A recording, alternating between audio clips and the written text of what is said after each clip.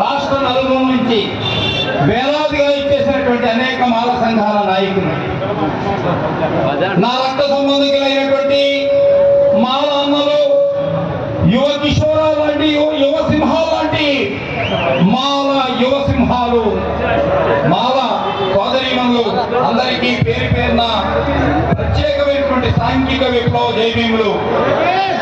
అన్న కాలేజీ శివాజీ గారిని వేదిక మీద రావాల్సిందిగా సాధారణంగా ఆహ్వానిస్తున్నారు.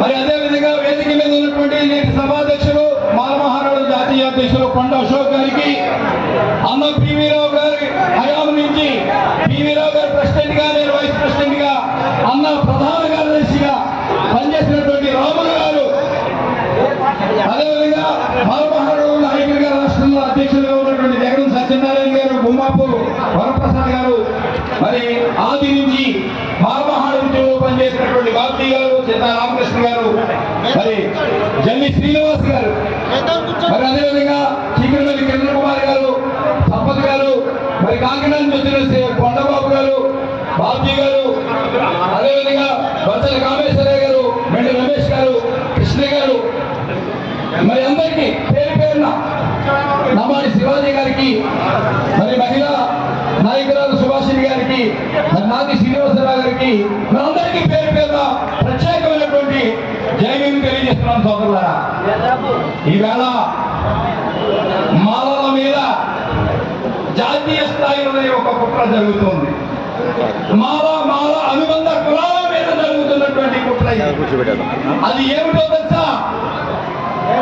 మాలల మీద ఎందుకు జరుగుతుంది కుట్రలంటే, మాలలు వినాశకమైనటువంటి వీరులు, మౌర్య సామ్రాజ్య నిర్మాతలు, మాలలు మాల కణమణి యొక్క వారసులు, మాలలు ప్రాణమిచ్చి న్యాయం కోసం నిబద్ధతగా నిలబడ్డటువంటి అంతకుమించి మన సోదరులైనటువంటి మాదిగల మీద గుంటూరు, బద్రికుప్పం, బరాజిగడ్డ, సముద్రం రెక్క ముక్క తెగగలిగితే ఆ తెగగలిగినటువంటి రెక్కలకి రక్షాబంధంగా నిలబడింది ఈ రాష్ట్రంలో ఉన్నటువంటి మాలలు. ఈ మాల ఉద్యమ నేపథ్యం. అందుచేత అటువంటి మాలంటే ఈ రాష్ట్రంలో అన్ని పార్టీలకి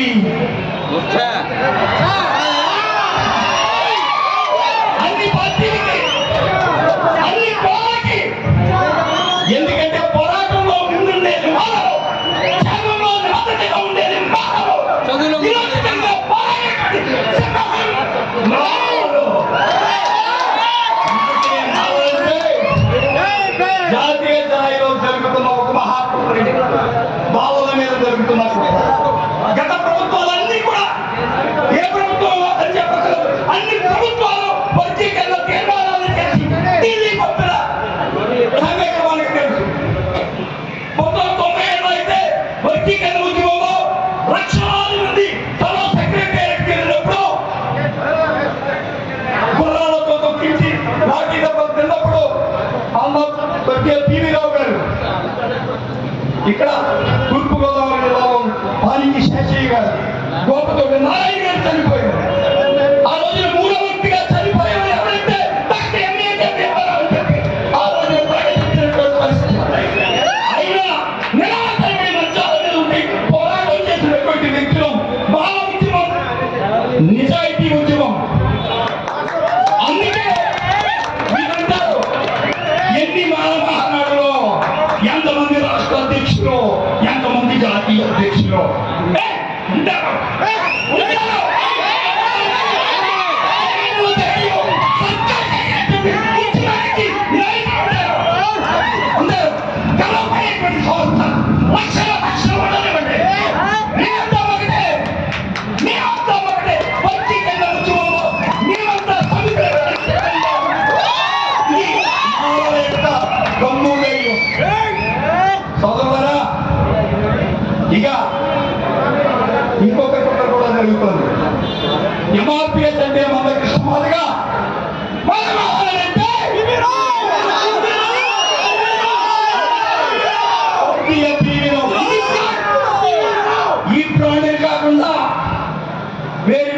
పెట్టడం పెడితే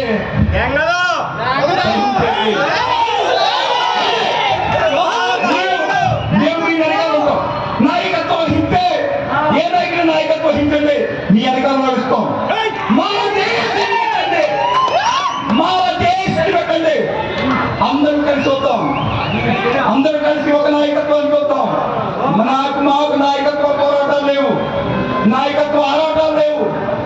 మాకు కావాల్సింది మానవ హక్కుల పరిరక్షణ మాత్రమే. ఇటువంటి నేపథ్యంలో సుప్రీంకోర్టు తీర్పు చూసినట్లయితే పంజాబ్ స్టేట్ వర్సెస్ దేవేందర్ సింగ్ మన వచ్చినటువంటి తీర్పు మందకృష్ణమారి గారు తీసుకొచ్చింది కాదు.